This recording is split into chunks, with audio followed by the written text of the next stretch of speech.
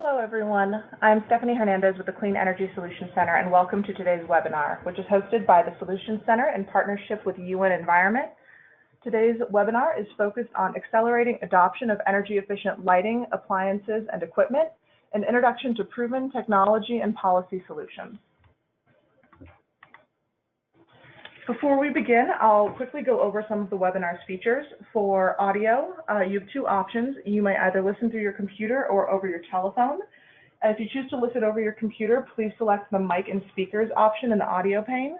If you choose to dial in by phone, please select the telephone option, and a box on the right side will display the phone number and audio pin you should use to dial in. If anyone is having any technical difficulties with the webinar, you can contact GoToWebinar's help desk at 888-259-3826 for assistance, and the number is there on the screen. If you would like to ask a question, and we encourage that you do, please use the questions pane on the toolbar. If you're having any difficulty viewing the materials through the webinar portal, you will find PDF copies of the presentations at cleanenergysolutions.org/training, and you can follow along as our speakers present. Also, the audio recording and presentations will be posted on the Solutions Center training page within a few days of the broadcast, and they'll also be added to the Solutions Center YouTube channel, where you will find other webinars as well as video interviews with thought leaders on clean energy policy topics. Finally, one important note of mention before we begin our presentations is that the Clean Energy Solutions Center does not endorse or recommend specific products or services. Information provided in this webinar is featured in the Solutions Center's resource library as one of many best practices, resources reviewed and selected by technical experts. Today's webinar agenda is centered around the presentations from our guest panelists, Paul Kellett, Rolf Smeets, Nathan Mouw, David Manrique, Ajit Advani, and Angelo Baggini, who have joined us to discuss the findings of 6 new policy guides developed by United for Efficiency initiative. Before we jump into the presentations, I'll provide a quick overview of the Clean Energy Solutions Center. And following the presentations, we will have a question and answer session moderated by Julia D'Angelini of UNEP, where the panelists will address questions submitted by the audience. And at the end of the webinar, you'll be automatically prompted to fill out a brief survey as well. So thank you again in advance for taking a moment to respond. The Solutions Center was launched in 2011 under the Clean Energy Ministerial. The Clean Energy Ministerial is a high-level global forum to promote policies and programs that advance clean energy technology, to share lessons learned and best practices, and to encourage the transition to a global clean energy economy. 24 countries and the European Commission are members, covering 90% of clean energy investment and 75% of global greenhouse gas emissions. This webinar is provided by the Clean Energy Solutions Center, which focuses on helping government policymakers design and adopt policies and programs that support the deployment of clean energy technologies. This is accomplished through support in crafting and implementing policies related to energy access, no-cost expert policy assistance, and peer-to-peer learning and training tools, such as this webinar. The Clean Energy Solutions Center is co-sponsored by the governments of Australia, Sweden, and the United States, with in-kind support from the governments of Canada and Mexico. The Solutions Center provides several clean energy policy programs and services, including a team of over 60 global experts that can provide remote and in-person technical assistance to governments and government-supported institutions, no-cost virtual webinar trainings on a variety of clean energy policy topics, partnership building with development agencies and regional and global organizations to deliver support, and an online library containing over 5,500 clean energy policy-related publications, tools, videos, and other resources. Our primary audience is made up of energy policymakers and analysts from government organizations and in all countries, but we also strive to engage with the private sector, NGOs, and civil society. The Solutions Center is an international initiative that works with more than 35 international partners across its suite of different programs. Several of the partners are listed above, including research organizations like IRENA and IEA, and programs like SE4All, and regionally focused entities such as the ECOWAS Center for Renewable Energy and Energy Efficiency. A marquee feature that the Solutions Center provides is a no-cost expert policy assistance known as Ask an Expert. The Ask an Expert service matches policymakers with one of more than 60 global experts selected as leaders on specific clean energy finance and policy topics. For example, in the area of appliances and equipment, we are very pleased to have Christine Egan of CLASP serving as one of our experts. So if you have a need for policy assistance in appliances and equipment or any other clean energy sector, we encourage you to use this valuable service. Again, the assistance is provided free of charge, and if you have a question for our experts, please submit it through our simple online form at cleanenergysolutions.org/expert. We invite you to spread word about the service to those in your networks and organizations as well. Now, before we begin our presentations, I'd like to provide a brief introduction of today's panelists. First up today is Paul Kellett. Paul manages UN Environment's United for Efficiency program and has been involved in energy efficiency and renewable energy activities for over the past 20 years. Following Paul, we will hear from Rolf Smits, who has over 25 years of experience in several branches of the lighting industry and is currently the Director of Global Public and Government Affairs at Philips Lighting.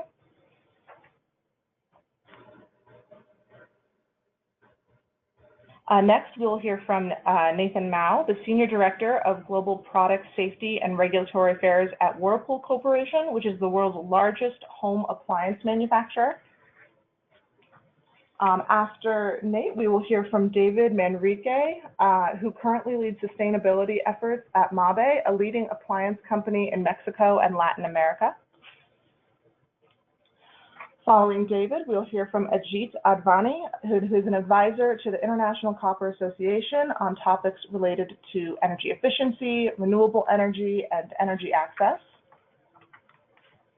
And our final presenter today is Angelo Baggini, who's an aggregate professor of electrical engineering at the University of Bergamo and an international consultant on energy efficiency transformers, power quality, and renewables. And with those introductions, we would like to welcome Paul to the webinar. Thank you very much indeed, Stephanie, and a very warm welcome to everyone joining our webinar today. I'm very happy to introduce United for Efficiency and to give a short overview of the initiative's activities. United for Efficiency, or U4E for short, is a global initiative managed by UN Environment, which is working with developing and emerging economies to help them get the most out of their electricity, improve the security of their energy supply, and to strengthen their economies by accelerating the adoption of energy efficient lighting appliances and equipment. And the overall aim is to cut global electricity consumption by 10% by 2030 with proven, more efficient technology and successful policy solutions.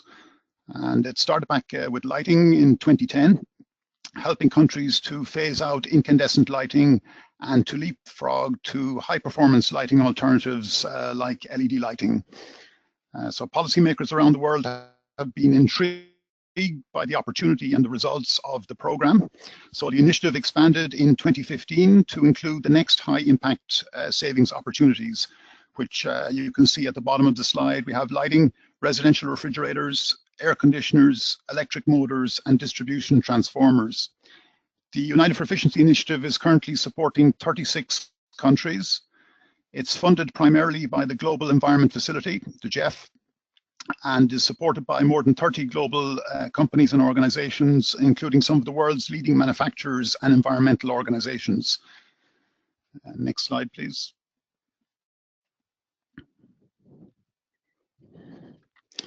So there are tremendous economic, social, and environmental benefits to be gained from energy efficiency. As you can see on the screen, savings on electricity bills increases purchasing power.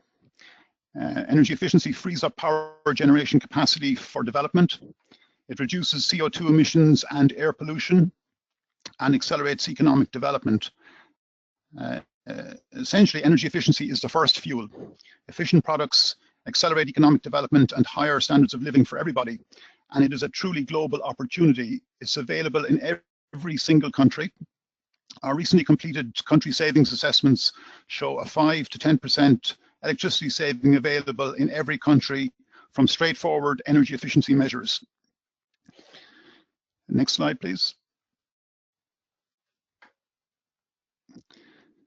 Over half the world's electricity is consumed by the 5 products that are targeted by United for Efficiency.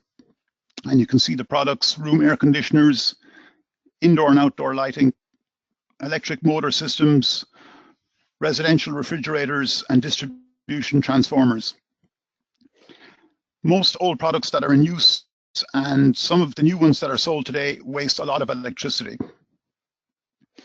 This leaves less money for residents, businesses, and governments to spend on other priorities. And these products can be in service for 10 years or more. And consumers in developing countries are buying much more of them. For example, the number of air conditioners and refrigerators in developing and emerging economies will double in the next 15 years, adding an extra 1 billion refrigerators and 1 billion air conditioners to the global stock.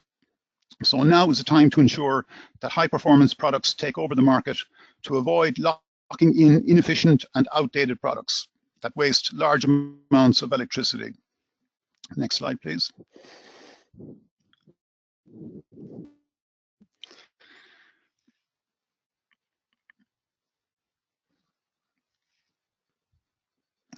So our experience from around the world has shown the success of applying a 5-step integrated policy approach.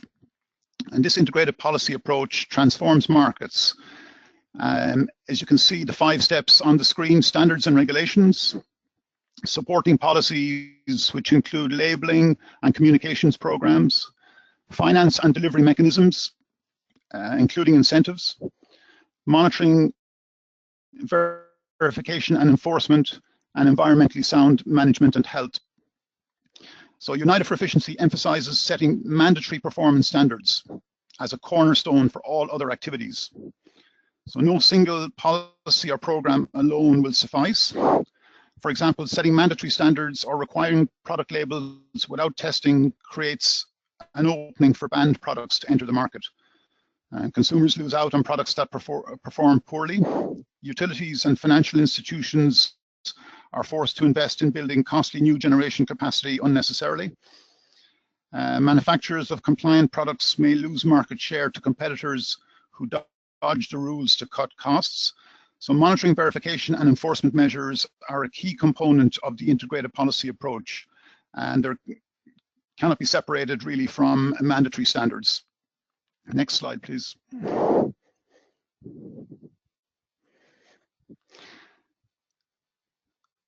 So U4E works together with more than 30 project partners. There are manufacturers and industry associations, technical organizations and initiatives, funder and implementing agencies, as you can see from the slide. It takes a wide range of stakeholders to help set the right policies to successfully transform a national or regional market.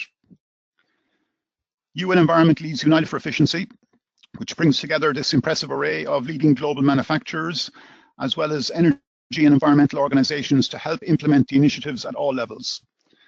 And each partner brings unique resources and expertise to bear in the countries and regions where we work.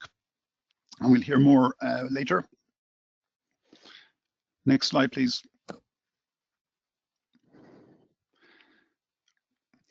So United for Efficiency offers a steady progression of support for policymakers to help them transform their markets to energy efficient, high quality products. We have 3 levels of support. Our first level of support includes analysis and guidance to highlight the significant benefits of improving product efficiency. We also note global best practices and offer case studies. And the main focus of today is our new U4E policy guides on the 5 products. And we have a lot more information and resources available freely from our website. On the second level of support is when we tailor this analysis and guidance for use at the regional level. For example, we work with regional stakeholders to jointly assess their markets, to identify which products are being sold and by whom, how much is imported or manufactured domestically, how they are distributed, the performance of the products, the impact on the electricity grid, such as peak demand, and which energy efficiency policies are currently in place and how are they enforced. So with this information, we jointly develop a roadmap that identifies effective policies and opportunities for countries to collaborate on a regional level. For example, setting the same standards regionally, using the same product labels regionally, sharing testing facilities, and monitoring and verification activities. Our third level of support is the most in-depth. We work with national governments and local stakeholders to adopt, implement, and enforce strategic sustainable energy policies. And these are full market transformation programs at the country level, taking between 3 and 5 years to complete. But they succeed in high market penetration levels for high quality energy efficient products. Next slide, please.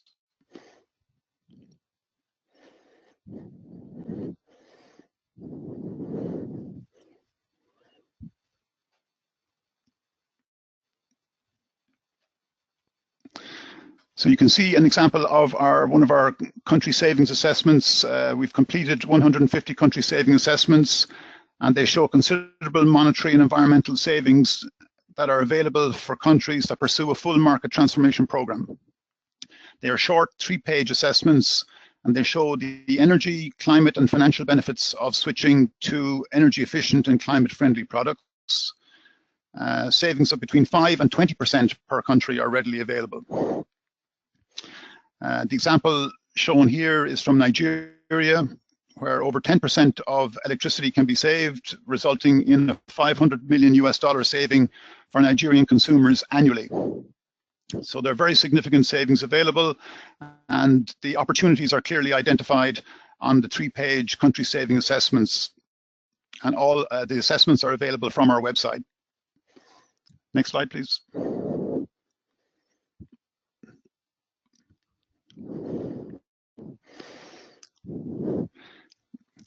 So the map shows our growing portfolio of regional United for Efficiency projects in different parts of the world. The regional activity is shown in green, and we are active in West Africa, Central and Southern Africa, in the 10 countries of the Southeast Asia region, the ASEAN countries, and in Central America and the Caribbean. Next slide, please. United for Efficiency also currently has national projects in more than 14 countries, which you can see stretching across the different regions.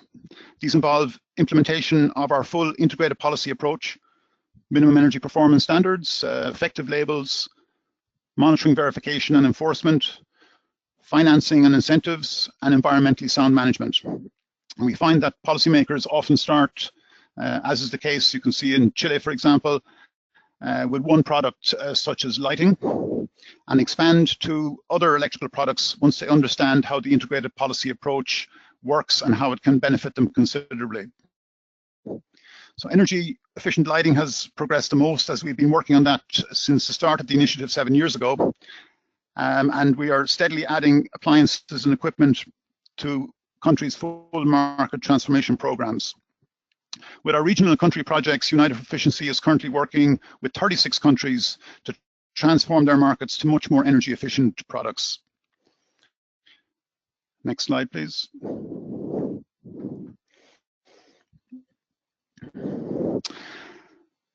So just to say in conclusion, please consider joining us in Bonn in Germany on November 15th at the COP. We will be talking about all of these issues and more during a dedicated day-long event on energy efficient appliances, lighting and equipment. Registration will be opening soon. Just email us if you want to receive further updates.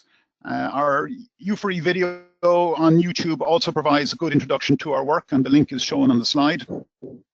And I would now like to hand over to our United for Efficiency partner, Rolf Smeets of Philips Lighting, who will introduce the first of our U4E policy guides, Accelerating the Global Adoption of Efficient Lighting, followed by our other distinguished speakers from United for Efficiency's task forces on appliances and equipment.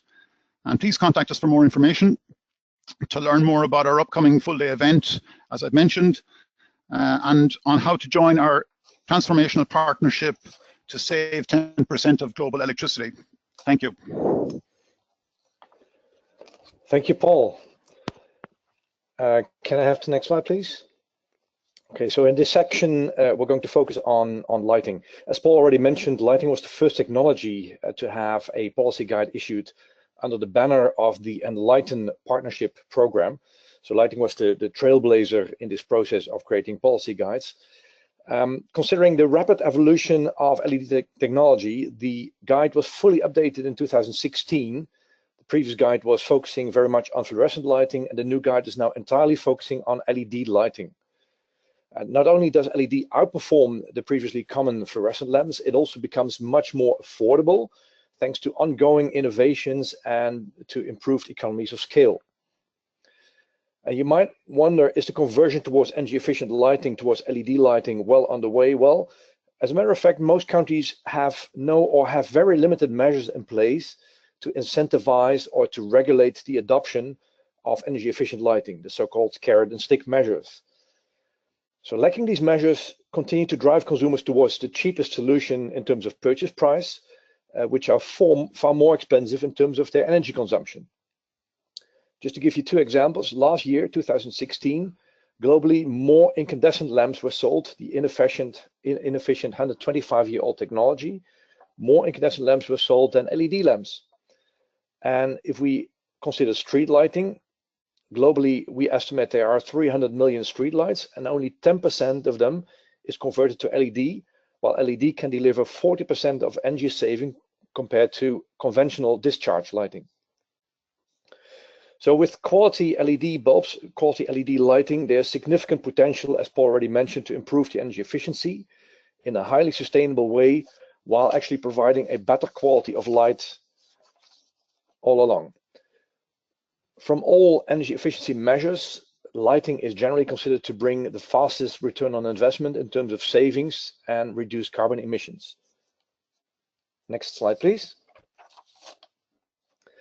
So here you see an overview of all the technologies covered in the lighting policy guide. Actually, we cover all technologies from left to right, including incandescent, halogen, fluorescent, the so-called high-intensity discharge lamps, and now also LED lamps. That means that in terms of application areas, the scope has also been extended from residential lighting only to now also include commercial and public buildings, as well as outdoor lighting. And from the various light sources shown above, LED offers alternatives to each and every technology, as a matter of fact. So the most important differentiator between technologies is shown in the first two rows, which is the efficacy and the lifetime. Efficacy in lighting is the measure for the energy efficiency of a light source, measured as the amount of light per the amount of energy being used. Just as an example, a very common 60-watt incandescent bulb today can be replaced by a typically 7-watt LED bulb, which previously would be a 13-watt compact fluorescent CFLI lamp. So roughly LED is 10% as efficient as incandescent and double as efficient as CFLI lamps. And considering tubes, very common fluorescent tubes, a common 30-watt, 36-watt TA tube can typically be replaced nowadays by a 14-watt LED tube, rendering again a saving of more than 50%. Next slide, please. So over the next two decades, we expect the amount of lighting to rise massively as a result of population growth, increasing urbanization, and more people being connected to the grid or to microgrids. As the previous examples demonstrate, a transition to energy efficient lighting could easily reduce the electricity demand for lighting by 40 to 60% in 2030. And getting this transition right would unlock multiple benefits, not only in terms of saving, but also in terms of investment, in terms of security, generate new business, etc. This would require us to leapfrog towards the best available technology, which means towards LED. And while LED, and this is the graph shown at the very bottom, LED tend to have a higher initial cost, prices over the last years have fallen rapidly. And in many economies, prices are on parity between LED and CFLI. LED compared to CFLI offer, though, many benefits, including longer lifetimes. They are less fragile, they give instant brightness, and contain no mercury. Next slide, please. So here you see an example of efficacy measures, minimum efficacy measures that apply in the United States and in Europe for general purpose household lamps. On the horizontal axis, you see the light output. On the vertical axis, you see the minimum efficacy required in order to be allowed to the market. We encourage, as Paul already mentioned, we encourage countries to consider harmonizing with neighboring countries on a regional level, which would offer benefits to stakeholders in terms of better prices and a better choice of products, because manufacturers can achieve economies of scale and countries and suppliers do not have to replicate test facilities and test results on a national level, because they can reuse test results across countries. Next slide, please. This is the last slide. Paul already showed the integrated 5-step approach. We definitely promote the integrated policy approach to transform market towards energy efficient quality lighting products. And integrated here means that the 5 elements are inseparable. So regarding performance standards, we do recommend to focus on a limited set of requirements, focusing on the minimum efficacy requirements, because this will enable effective enforcement. Paul already referred to free riders that might circumvent the regulation if the standard set is too complicated. Supporting policies remain important to increase public awareness and to create the buy-in. Important are also adequate financing mechanisms to overcome this initial investment hurdle, and to unlock the saving potential which exceeds the investments by far. And finally, there also should be policy measures that ensure the sound processing of products that are being replaced, especially when they contain mercury and electronics. So the policy guide for lighting includes ample examples of global best practices. And as Paul already mentioned, the U4E team is very keen to support regional implementation projects and capacity building to pick the benefits of lower energy bills, lower greenhouse gas emissions, while stimulating the economy with better lighting. With this, I'm happy to hand over to Mouw to cover the technology of refrigerators. Thank you very much. Okay, thank you, Rolf. This is Mouw from Whirlpool, and we're thankful to have this opportunity to talk about the policy guides and this policy approach. Our industry of domestic appliances, particularly refrigerators, has made great progress on the journey of producing energy efficient and climate-friendly refrigerators for markets all around the world, and we're happy to discuss this topic and then support the efforts here to move this along. As the title indicates, it's all about policy that encourages producing and marketing refrigerators that are 2 things. Number 1, energy efficient. Number 2, climate friendly. A lot of effort has gone into this policy guide, and we really feel this approach can lead to great outcomes for consumers, for governments, and for industry. And I think you'll find that the recommendations made in the policy guides are very practical and very sensible. Next slide, please. So why focus on refrigerators? Well, refrigerators are one of the first items purchased when electricity becomes available. As a result, they're the most common appliance found in households, and unlike other appliances, refrigerators, once they're purchased and in the home, they're on all the time. In developing markets, they're typically unregulated. As a result, whatever is cheapest is what sells. And given the trends we see in developing countries and emerging economies, we expect the stock, as Paul mentioned, we expect the stock of refrigerators to double by 2030. Outdated ones already on the market, consume up to 3 times the energy of the best new models. Most of the time, these products last a decade or more, unfortunately locking in energy waste for those years. Once they're discarded, the refrigerants in these products are rarely captured for processing and instead escape to the atmosphere. The refrigerants that are used are very potent, oftentimes having a global warming potential of more than 1,000 times that of CO2. Others damage the ozone layer. It's important that any policy that we consider address disposal of refrigerators as well as energy efficiency. So now is the time to act, and this policy guide is a good start to that. The scope of this guide is what you see on the screen, and that's refrigerators, freezers, and fridge freezers. All of these products, of course, have the purpose of storing and preserving food items. just to keep food cold or to freeze the food items for longer term storage. In many of these economies and many of these markets, this is the first time a family would have such a product, and are of course thrilled to be able to preserve and store food.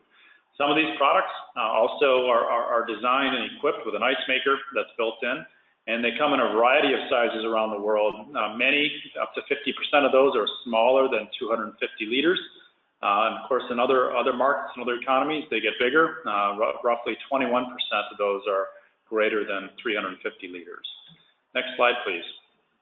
As I've mentioned, the energy efficiencies of refrigerators has improved tremendously over the years. The things you see on the screen, insulation, compressors, and controls, these are things that manufacturers have looked to as tremendous gains for energy efficiency. It's improving the thickness of the insulation of the foam, improving the insulation factor of the foam, implementing compressors and products around the world with much greater efficiency than those used in the past, and oftentimes with little cost impact to the product and to the consumer. Controls have been improved to implement variable speed compressors, and as a result, again, the efficiency of products has gone from pre-regulation time of roughly 700 kilowatt hours per year down to a tremendously efficient 250 kilowatt hours per year. So as we seek to implement energy efficiency policy for refrigerators, we should consider setting standards that arrive at the lowest life cycle cost, which is really the sum of the purchase price plus the operating costs for the product. Next slide, please. So as we talked about, energy efficiency is an important effort, but it's not the only one that this policy guide is designed to address. Refrigerators are unique in that they have the potential of having other significant climate impacts as well, especially older products that are on the market. We've come a long way in being able to reduce the direct emissions of refrigerants and foaming agents. You can see in the plot on the screen just a tremendous reduction in the emissions reductions by improving the foam blowing agents within the foam, as well as transitioning the refrigerants to more climate-friendly refrigerants, as well as significantly increasing the efficiency of these products. On the left side of the slide, you can see the potential result or outcome that is out there if we take this seriously and we're successful with this project. By 2030, we can expect in the year 2030 to have annual energy savings of around 150 terawatt hours, lower emissions to around 90 million tons, and lastly, save consumers money, save roughly $14 billion for consumers. Those are big numbers. Those are numbers that we should all strive for, and hopefully someday look back and feel real satisfied that we're able to get to that outcome. Next slide. So lastly, again, in the refrigerator guide, we recommend and propose the integrated policy approach, as Rolf described as well. 5 parts to that. Rolf already covered a number of them in more detail, so I'll just touch on a couple things. First of all, we need to adopt standards, or MEPS, that are tied to a specific test procedure. So we recommend the test procedure that is on the slide, that is IEC 62552. This test procedure is adaptable to the local climate and storage temperatures that these products will be used in, achieves good reproducibility and more cost-effective testing, and is also less prone to cheating and circumvention than other methods of testing found around the world. So along with that, of course, we need supporting policies, things like performance labels that consumers can look at as they look to make a purchase decision. As Rolf described as well in lighting and refrigerators, we need monitoring, we need verification, and we need enforcement to make sure that all players that are importing or manufacturing products in a market are doing so under the rules that are in place. Like lighting as well, we need financial mechanisms in place. Oftentimes, these products are very efficient and will save money over the long term, but often customers see the initial cost of the higher cost as a barrier and need financial mechanisms to get over that barrier. And lastly, as I talked about, for refrigerators in particular, we need to really focus on end-of-life disposal. I hope as you take a further look at the policy guide that's out there on refrigerators, you'll find that it's very sensible, very practical, and I think it's an approach that can be implemented in any market around the world. And with that, I'll turn it over to air conditioners. Thank you. Thank you, Nathan. Well, in my case, I will present air conditioners. Could you go to the next slide, please? Okay, so just as refrigerators, air conditioners are often unregulated in some countries, but it is recommendable to regulate them because of the impact that they have. As it was said before, the global stock will double by 2030. And the impact of this kind of equipment is very large. For example, in some households, 20% of the energy is due to this kind of equipment. And in the last years, the global warming potential of the refrigerant of this equipment is actually above 1,000 points. So it is very recommendable, and this policy covers how to create regulation for this kind of equipment. Could you go to the next one, please? So this policy have a scope of basically all the technologies that are around the world, and specifically to the ones that are more used right now, that are the mini splits. But it is important to understand that this policy covers all these kind of technologies, and well, it has been used around the world. Could you go to the next one, please? Okay, so in order to create a policy, this policy guide give you an example of how different countries are using these kind of standards. And the idea of this policy is to use international standards, just like many other countries has done already before. And for this specific technology, there have been many improvements, just like refrigerators. And we know for each kind of improvement how much the efficiency has been leveled up. Just like an example, using a different compressor has increased the efficiency up to 18.7%, or changing the variable speed of drives or those kind of things could help on this technology. This policy actually supports the idea of using better technology and creating incentives for all the manufacturers to have a better technology each time. So it's in that case, all the regulations should be made to do that kind of situation. Can we go to the next one, please? Okay. Now, it is very important for this case that we understand that sometimes that this kind of technologies that are very, very efficient seems to be very expensive. But if we see this in an approach, seeing all the life of this equipment, we will actually see that the cost of this equipment is lower than an equipment that could be less expensive in the investment, but is more costly in the operational. As an example, for example, an air conditioner that use an EER of 3.2 that is not very efficient would cost in all its life almost $2,000. But in the case that for a air conditioner that actually is more expensive as a technology, it will use only $1,900. 60% of that cost is the equipment, but only 40% of that cost is the operation. So this will have a very big impact in savings of energy. For example, it's calculated that the energy saving would be of 620 terawatt hour, or actually will reduce the emission to 480 megatons of CO2. So the improvements that this kind of technologies will do in the long run is what this specific technology is cost for. Now, could you go to the next one, please? Okay, this energy guide or this policy guide is actually covers as Paul said before, an integrated system.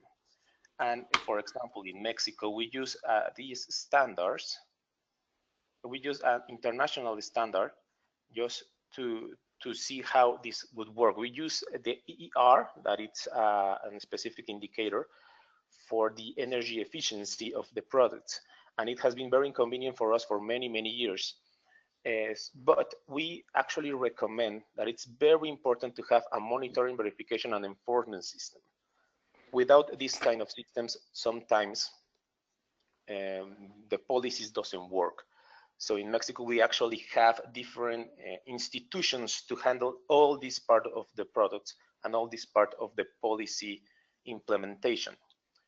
And finally, in Mexico, we have a very good experience in environmental sound management, trying to destroy or dispose refrigerators and ACs, and it was very successful.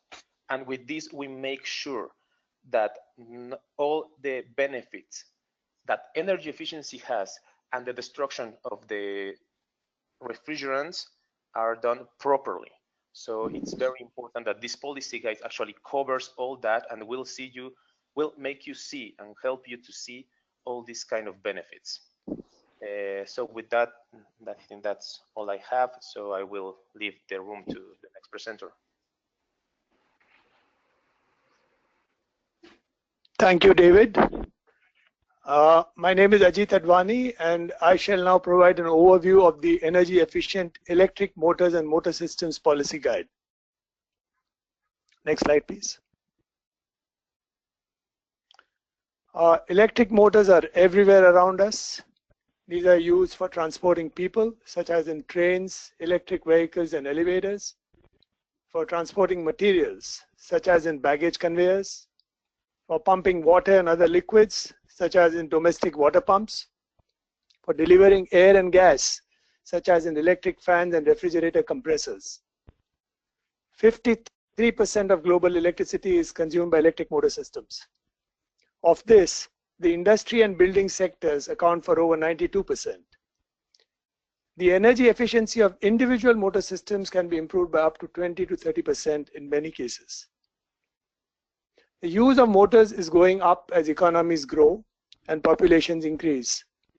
This demand will accelerate as more electric vehicles are used for transportation, as all-fired boilers in buildings are replaced with electric heat pumps, and the use of domestic appliances increases. Next slide, please.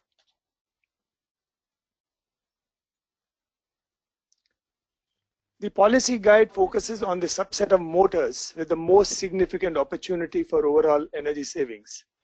These are general purpose induction motors in the output range of 0.75 to 375 kilowatt.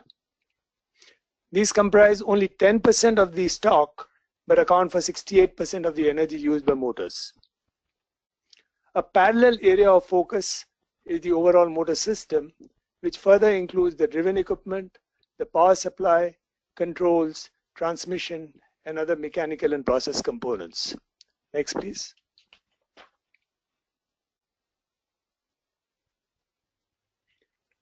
The energy efficiency of a motor is defined as the percentage of the input electrical energy that is converted into usable mechanical energy. The energy efficiency of a motor can be improved through several design and manufacturing process improvements. These include reducing energy losses in the magnetic core and the electrical conductors, using low friction bearings, and an efficient cooling fan, and so on. These solutions typically add to the initial price of the equipment, but they yield energy savings that lower utility bills and result in a lower overall lifetime cost of ownership. Next, please.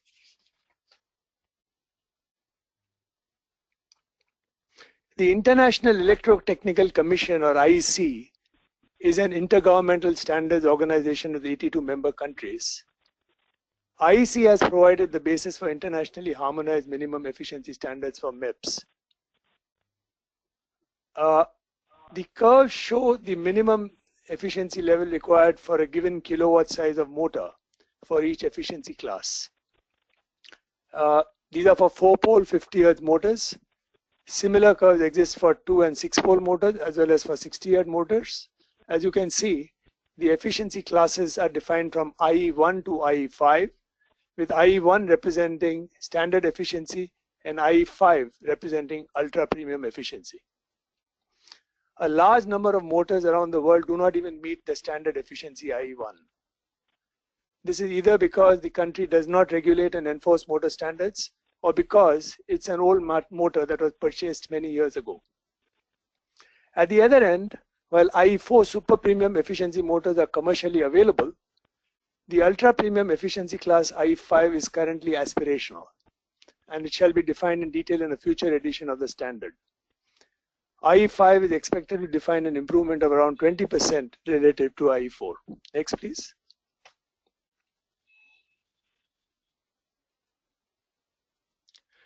To start the market transformation, it is recommended that developing and emerging economies set mandatory minimum energy performance standards or MEPS for motors, just like 41 countries, which account for 81% of global electricity use in motor systems, have done so far. Not to do so risks locking in inefficiency for decades, as motors have a long life, at times of more than 20 years. The economy also risks becoming a destination for inefficient motors not acceptable elsewhere. IE3 or premium efficiency is the current policy best practice for MEPS, with most countries having either adopted it or set a target date for its adoption. Next, please.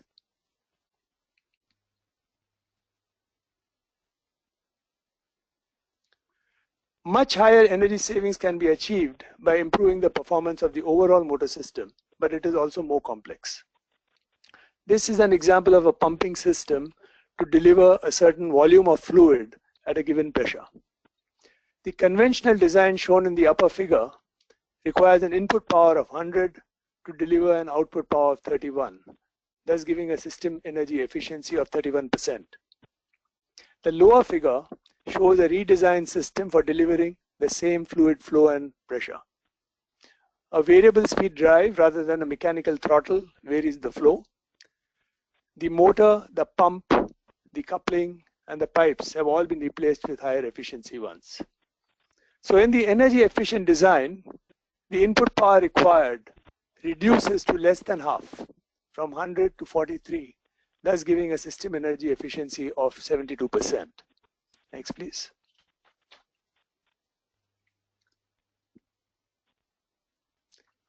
In accordance with the integrated policy approach of U4E, the Motors Policy Guide recommends setting MEPS at a minimum level of IE2 with a timetable for graduating to IE3.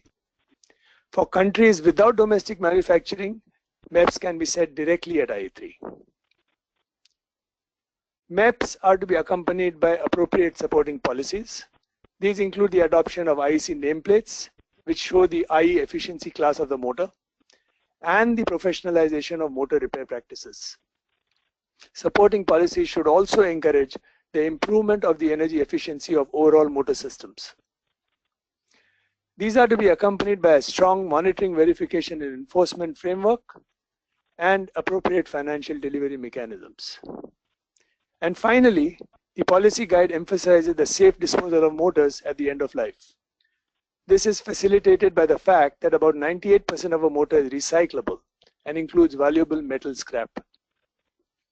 I hope this brief overview will encourage you to look at the Motors Policy Guide in detail, as there are many more recommendations in it. Thank you for your attention. I shall now hand over to Professor Angelo Baggini to cover the Transformers Policy Guide. Thank you very much, Ajit. Angelo Baggini speaking, and I would like to introduce the policy guide dedicated to power transformers. First of all, let me speak about some basic details, because lighting equipment, refrigerators, and so on are available in any home. While transformers are very, very diffused, but usually they are unknown except for the specialist. Transformers are static equipment to transform electrical energy into electrical energy, adapting the voltage level to decrease losses in the network. higher is the power, larger is the voltage needed, and then lower is the current. Transformer has a huge impact on energy because of a lot of reasons. Even if they are very performant equipment, their losses are not negligible at all, at least for two main reasons. The first is that the total amount of electrical energy is very large. And the second is that the large part, the major part of electrical energy is transformed by transformer more than once. The first time at generation, then at the transmission, then at the distribution in a medium voltage or low voltage network. So even if a transformer has efficiency close to 1, this effect produce a large amount of losses. Globally, worldwide, transformer losses are equal to the electricity consumption of Japan, that is 1.1 terawatt-hour per year. Next slide, please. One issue is also related to the increase of electrical consumption around the world, and then also to the number of transformers around the world. For this reason, we prepared a policy guide focused on transformers. The ways to classify transformer are very different around the world. We can classify transformers in terms of voltages, in terms of rated power, in terms of function, in terms of technology, in terms of number of phases. By the way, one of them is to divide them on the basis of voltage. Large power transformer over 230 kV, typically liquid filled transformer, that is mainly liquid filled transformer, single or 3 phases. Medium power transformer between 36 and 230 kV, single or 3 phase, liquid filled or dry type. Or medium voltage transformer for the distribution network, also called distribution transformer, less than 36 kV, single or 3 phases, according to the practices around the world, typically liquid filled, but in the industry quite often also dry type transformers. Then, last but not least, because of number of situations, low voltage transformer less than 1 kV. The guide approaches all these classes of transformer, even if, let me say, the most important categories is the one of medium power transformer, because of number of units together with the lack of control. Let me explain better. For large power transformers, a lot of specialists approach any commitment and any units.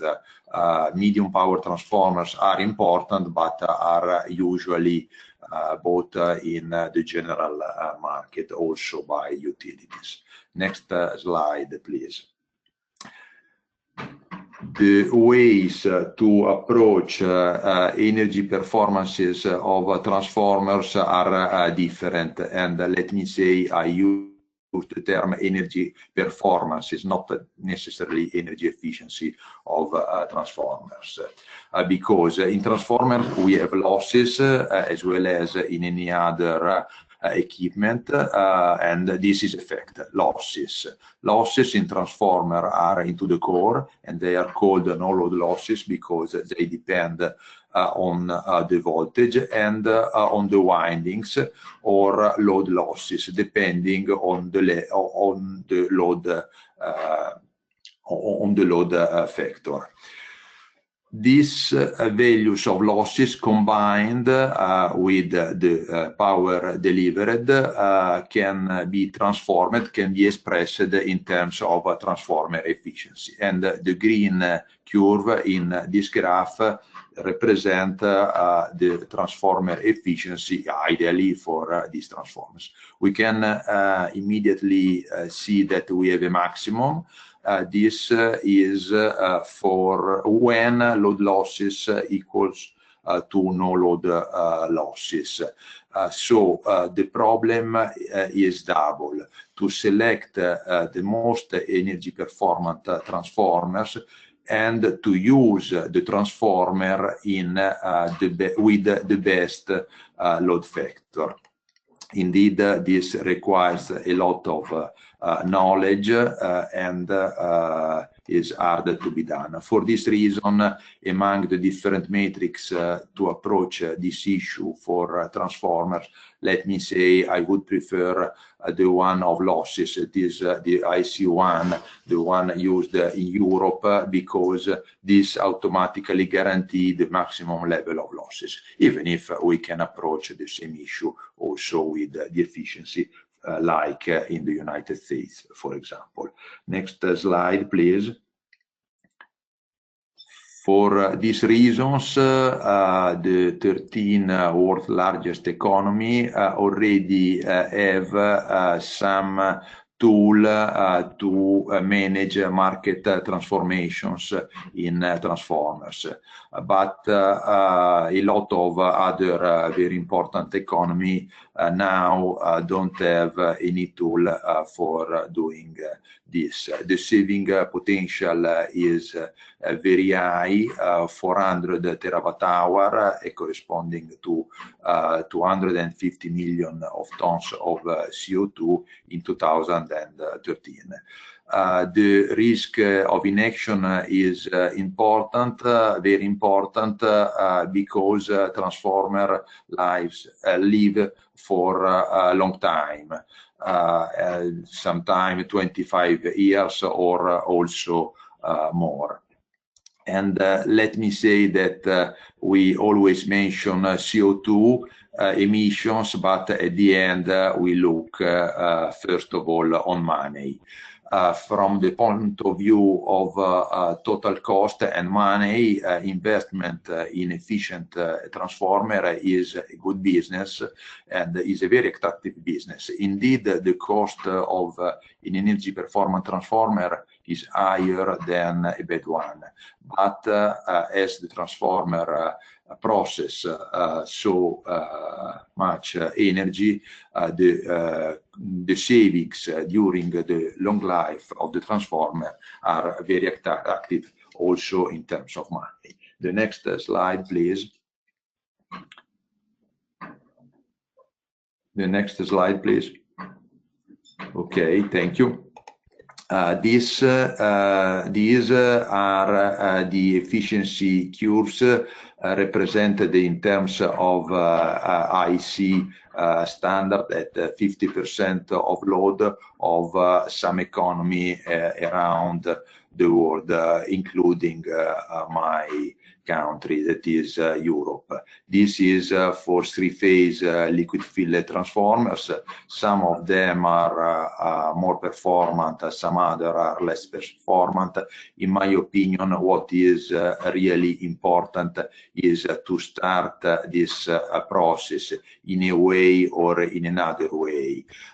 Sometimes we say yes, in Europe for low power, the requests are, the limits are very low. This is true, but low power are not used in Europe. The next slide, please. This is the same for single-phase transformer, very used in some region around the world, and so very important for energy savings. I show you only liquid fillet transformers cures. Indeed, there are also for dry type transformer. Let me say more in general that liquid fillet transformer are more performant than dry type. When needed, dry type are very okay, but quite often the performances are confused on the market. The fire behavior is important and good, but energy efficiency is usually low. The final slide, please. The next slide, please. Okay, perfect. So some simple recommendation for policy makers. The first one is to have a check to the guide, much more detailed than my speech. But in this guide, the main concept is to adopt minimum energy efficiency performance standards, preferably according with the test method set in the IC 676, that is the most common around the world. To adopt supporting policies in terms at least of labels, better in terms of communication campaigns. Indeed, humans are humans, so is very important to implement monitoring, verification, and enforcement program in national legal framework to try to really put in place this action. About the financial mechanism, indeed, these are good, and it's better to encourage to adopt them, to encourage the adoption of purchasing practices of energy efficient transformer. But let me repeat that it's just matter of first cost, because an energy efficient transformer in the full life is as itself good also from the point of view of money. Last but not least, in the past we installed around the world, and we still have a lot of units containing PCB. PCB is not good at all for healthy, and then the option to eliminate these units, then to substitute them with energy efficiency new units is good also for PCB disposing. Thank you. That's all from my side. Great, thank you so much for those wonderful presentations. Now we would like to open it up to the audience for questions. So if you have a question, please type it in the question pane on the GoToWebinar toolbar. And now I will hand things over to Julia for the question and answer session. Yeah, thank you, Stephanie. Hi, everybody. So this is Julia, and we already actually got some questions from our auditors. So I will start with the first question addressed to Paul Kellett. So the bulk of products today are made in China. Are you trying to involve Chinese companies and institutions in the U4E partnership?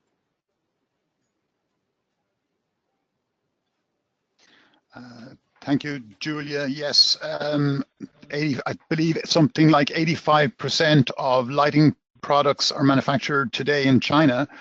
But we work very closely with UN Environment's Collaborating Center, the Global Efficient Lighting Center in Beijing in China, focusing on quality control. And the Global Efficient Lighting Center assists United for Efficiency in training national laboratories and the staff in national laboratories to international standards so that they can independently test, monitor and verify the standard of LED lighting. Currently, they're working in some 4 countries, Chile, Jordan, Pakistan, and Tunisia. And this is very important monitoring, verification, enforcement activity. We also regularly engage with the Global Efficient Lighting Forum. The last one was in 2014 to discuss the developments in the industry and to make sure that the quality control issues are covered. And the next Global Efficient Lighting Forum is expected in 2018.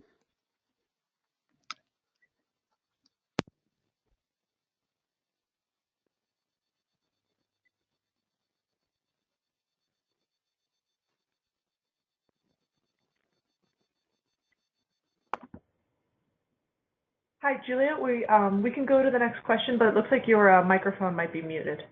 Great. Okay. So the next question is actually addressed to all panelists. Is how can we integrate renewable energy with energy efficiency policies to maximize climate benefits?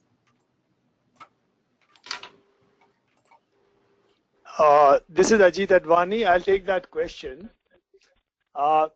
Actually, energy efficiency and renewable energy complement one another completely.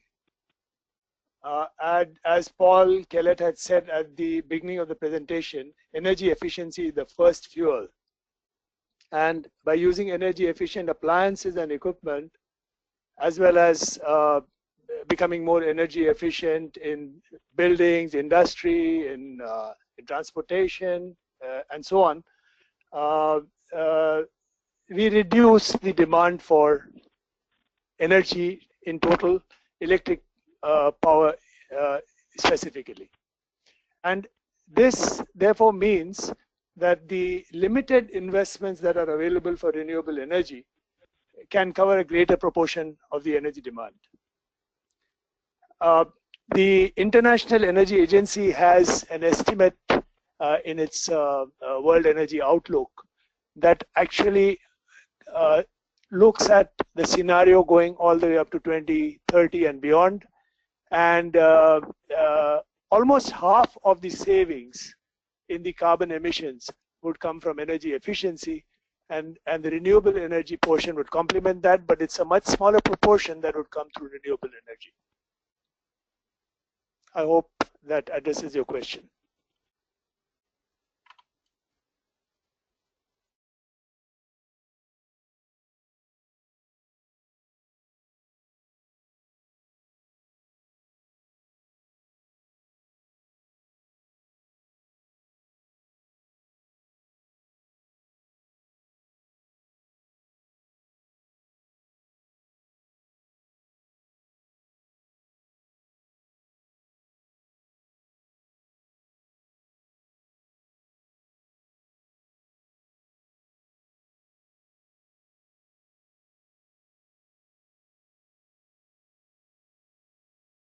Or David, can you answer to this question? Julia, I believe your audio cut out a little bit. Could you please repeat the question you were asking?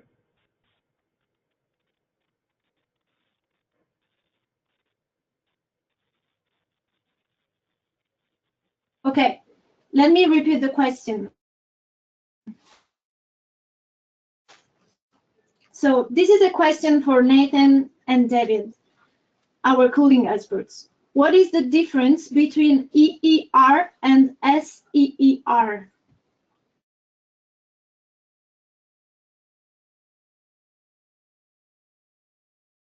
Hey, this is David.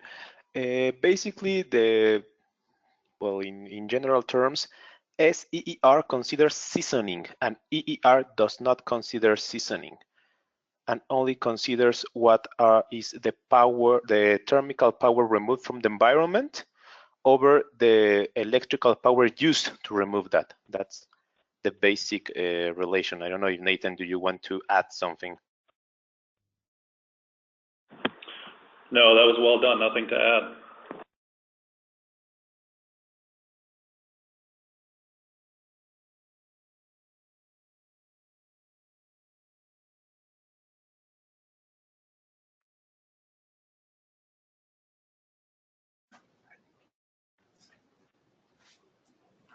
Let's move with the other question. How the registration system should be used in the MVE, the monitoring, verification, and endorsement process. This is a question addressed to all our panelists based on your experience. So please, if you have any experience in this sector, answer to this question.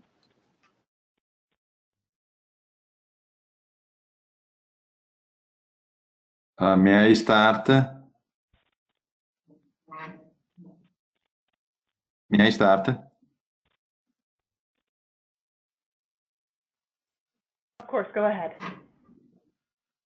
Okay, frankly, I don't have a real experience on that in Europe because the MVE has been set up, but let me say it has been remained for transformer more theory than practice. So my suggestion is to set up it in the simplest way and to finance from the beginning, because for sure for transformers the number of issues in verifications are completely different and more difficult than for other, let me say, small equipment.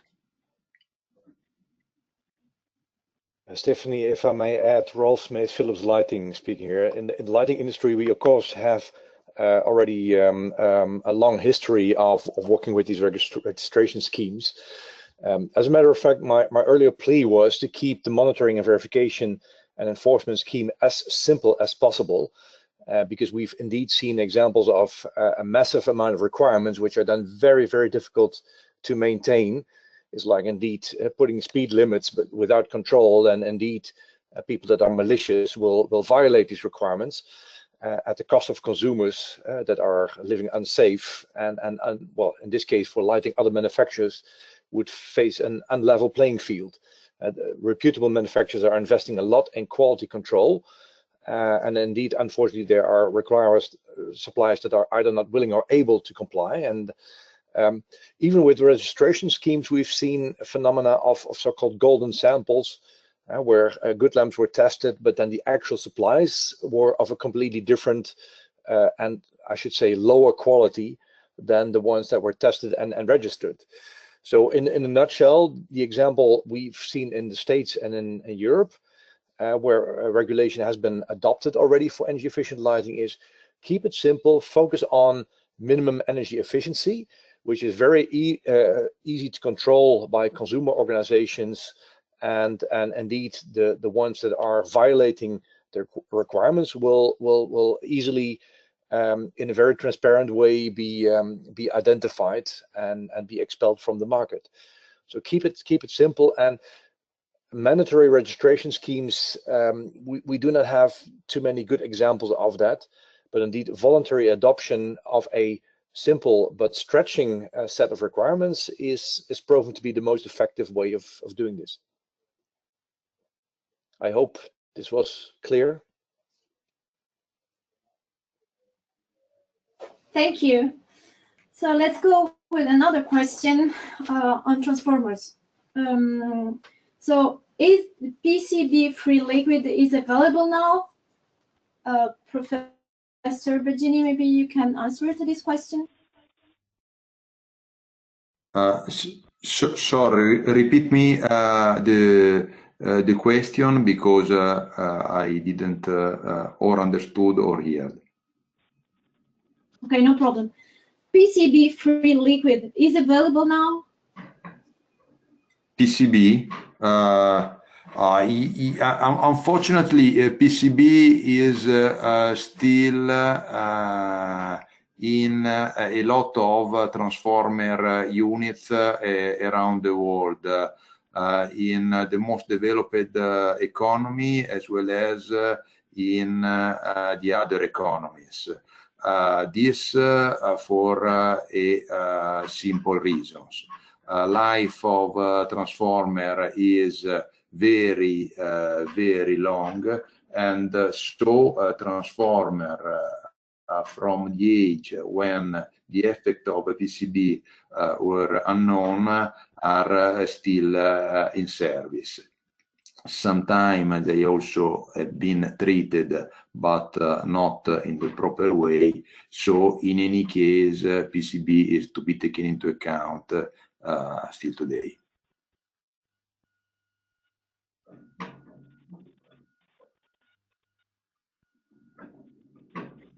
Okay, so we go now for the last question. That is a question open to our all our experts online. Finance mechanisms in place to support adoption of energy efficiency policies are available in our United for Efficiency program.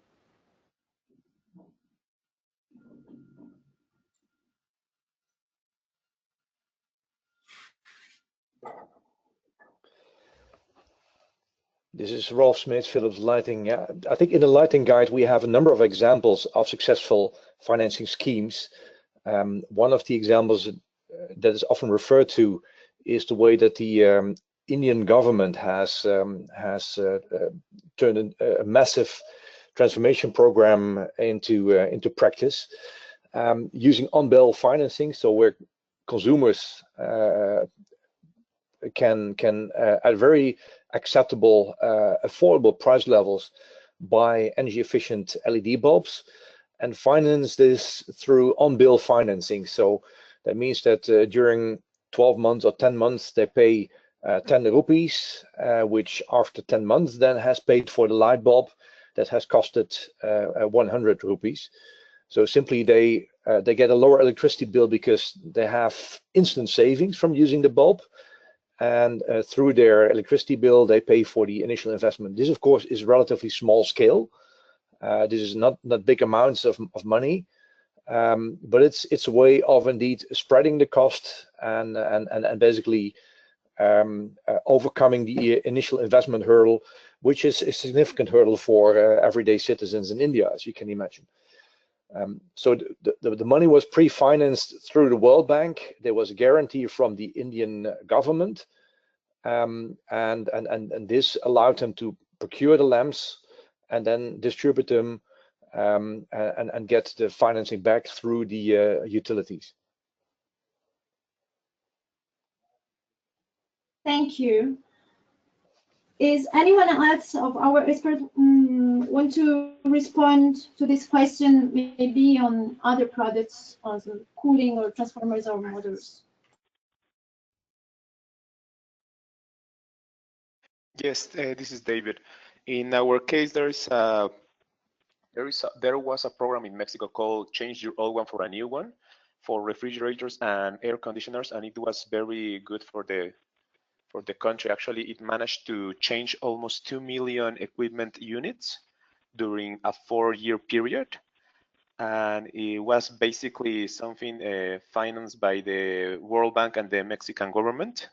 And it changed old refrigerators and all air conditioners around 10 years to new ones. So the efficiency paid itself.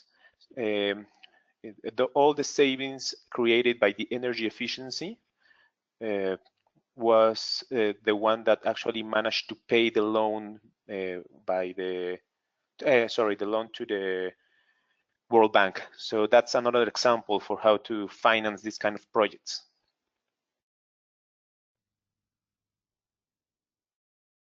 Okay, thank you very much to all our panelists. We will try to respond to the questions we have received since the beginning of this webinar. And if you have any other question, you can send it to our email address that will be in the presentation that will be available as well at the end of the webinar. Thank you very much to all. Great, thank you so much. On behalf of the Clean Energy Solutions Center, I'd like to thank our panelists and attendees for participating in today's webinar. We really appreciate your time and hope that you receive some valuable insights to take back to your ministries, departments, and organizations. We'd like to invite you to inform your colleagues and those in your networks about the Solutions Center's resources and services, including no-cost policy support through Ask an Expert. I invite you to check the Solutions Center's website if you would like to view slides and listen to a recording of today's presentation, as well as previously held webinars. Additionally, you will find information on upcoming webinars and other training events, and we are now posting the webinar recordings to the Clean Energy Solutions Center YouTube channel. Please allow a few days for that to be posted. Finally, I would like to ask you to please take a minute to complete a short survey that will appear when we conclude the webinar. And with that, please enjoy the rest of your day, and we hope to see you again at future Clean Energy Solutions Center events. This concludes our webinar.